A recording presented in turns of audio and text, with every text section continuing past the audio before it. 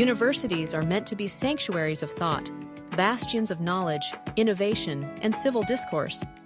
They are places where futures are shaped, ideas are challenged, and the spirit of youth is channeled toward meaningful change. Columbia University, an Ivy League institution nestled in the heart of Manhattan, embodies all of these ideals.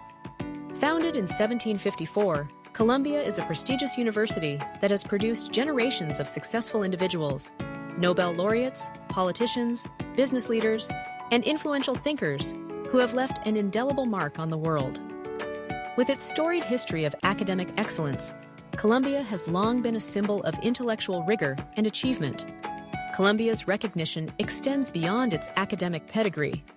The university boasts an impressive record of accomplishments, with alumni like Barack Obama, who served as President of the United States, and writer and historian Art Spiegelman, whose mouse reshaped the graphic novel industry. In the realms of science, Columbia's research contributions have helped launch groundbreaking advancements, from medical treatments to social science theories. As a research institution, Columbia stands among the world's elite, ranked regularly as one of the top universities globally, with its faculty and students pushing the boundaries of human knowledge across a broad array of disciplines. But in recent years, Columbia's reputation has faced a new challenge. While the university has historically been a place of intellectual freedom and political engagement, it now finds itself at the center of intense ideological divisions that threaten the very foundations of its mission. These divisions have been heightened by the politically charged climate that has taken root in the wake of global crises, notably the Israel-Palestine conflict, which has inflamed passions on both sides of the debate. It was against this backdrop of political polarization that the events of one stormy April night unfolded.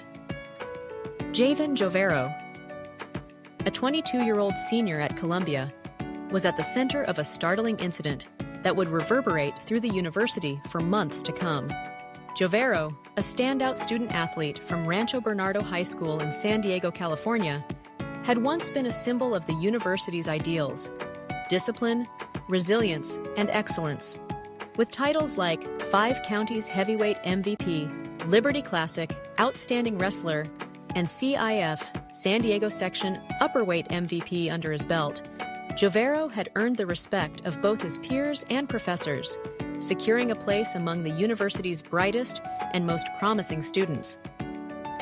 As a senior, Jovero had been on the verge of graduation, poised to enter a future full of potential.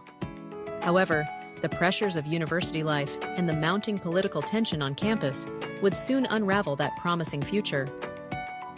On that fateful night, Jovero found himself caught in a spiraling crisis that would see him thrown from the calm rhythm of academic achievement into a maelstrom of legal and personal turmoil. A crude Molotov cocktail, unlit but potent in its symbolism, was allegedly hurled from a dorm window on Columbia's East Campus. The incident sent shockwaves through the student body, triggering panic and an immediate police response. Javen Jovero, once a symbol of promise, was now at the heart of a controversy that would blur the lines between personal crisis and political unrest. He was arrested and later charged with criminal possession of a weapon and reckless endangerment. Columbia University, in an effort to distance itself from the escalating tensions, quickly dismissed any connection between the incident and the larger political debates swirling around campus. University officials insisted it was an isolated act, with no ties to the ongoing protests over the Israel-Palestine conflict that had been dominating the campus's political landscape. Since the Hamas attack on Israel in October 2023, the world had witnessed the unfolding of a devastating humanitarian catastrophe. Thousands of civilians in Gaza had lost their lives, and the world's reaction was split. In the United States, debates over the conflict had ignited fierce demonstrations, activism, and public outcry, especially within academic institutions where the spirit of political expression thrives. At Columbia, this polarizing issue had erupted in mass protests organized by both pro-Palestinian and pro-Israel student groups. The campus, once a quiet refuge for study and intellectual exploration, had transformed into a battleground for ideological warfare. The Columbia chapter of Students for Justice in Palestine, SJP, had held large rallies, demanding the university divest from companies supporting Israeli military actions. Their chants of "Free Palestine" echoed in the academic halls, often overwhelming the peaceful atmosphere that had once defined Columbia's intellectual culture. In response, pro-Israel student groups like Students Supporting Israel, SSI, organized counter-demonstrations. Their gatherings were equally charged, expressing solidarity with Israel and condemning Hamas's violent tactics. Students waved Israeli flags, decrying what they saw as a failure on the part of Columbia's administration to protect Jewish students from hostile rhetoric. The result was a campus divided not by academic disciplines, but by ideology. The clash between these two factions, each advocating for its cause with unyielding fervor, created an environment of intense tension. The debates over the Israel-Palestine conflict were no longer limited to the confines of classrooms and lecture halls, but had spilled out into every corner of campus life, poisoning the very atmosphere of intellectual discourse that Columbia had long prided itself on fostering. While the university's administration attempted to quell the unrest and maintain an image of neutrality, the crisis on campus had reached a boiling point. The larger political situation, with global ramifications, had reverberated across university campuses nationwide. Similar protests had erupted at the University of Oregon, the University of Washington, and the University of Virginia, each marked by demands for divestment and support for one side or the other in the Israel-Palestine conflict. The student-driven activism, full of raw emotion and a sense of urgency, reignited age-old debates about the role of universities in political matters, academic freedom, and the boundaries of protest. And then came the incident with Javen Jovero, a student-athlete known for his discipline and hard work, yet now the center of a violent and reckless act that seemed to encapsulate the very emotional volatility gripping the campus. While authorities quickly asserted that the Molotov cocktail had been unlit and disconnected from the ongoing protests, the imagery of a firebomb being hurled from a university dormitory was too powerful to ignore.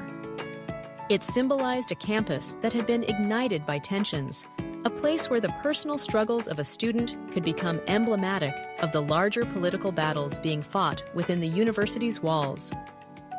Was Jovero's act the desperate cry of a young man facing an emotional breakdown? Or was it the manifestation of something deeper? A university where ideological conflict had reached a dangerous and destructive peak?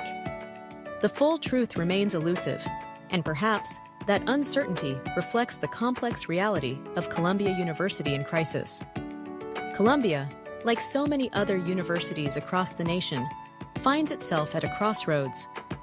The legacy of activism and political engagement that runs deep in the institution's history is now at odds with the need for unity, safety, and clear-headed discourse in an increasingly fractured world. Columbia's challenge, like the challenge facing universities nationwide, is immense. How to balance the ideals of open dialogue and academic freedom with the need to maintain a safe, supportive environment for all students, regardless of their political views. In the wake of Javen Jovero's alleged act of recklessness, the university finds itself reflecting on its role in shaping the next generation of leaders, activists, and thinkers. The question is not just about how the university handles this crisis, but how it navigates the storm of political polarization, ensuring that future students can engage in the kind of meaningful discourse that is at the heart of the academic experience. For Columbia University, the line between personal tragedy and public crisis has never been thinner. What remains now is a campus, once known for its intellectual vitality and pioneering spirit, left wondering, how did we get here and where do we go next? If you found this deep dive compelling, be sure to subscribe to Shadow of Crime Chronicles, where the shadows of truth, tragedy, and tension are brought to light. From unsolved mysteries to real-time crises, we uncover the stories that shake institutions, challenge assumptions, and remind us just how fragile order can be. Hit that subscribe button and join us as we journey into the heart of the world's most haunting stories.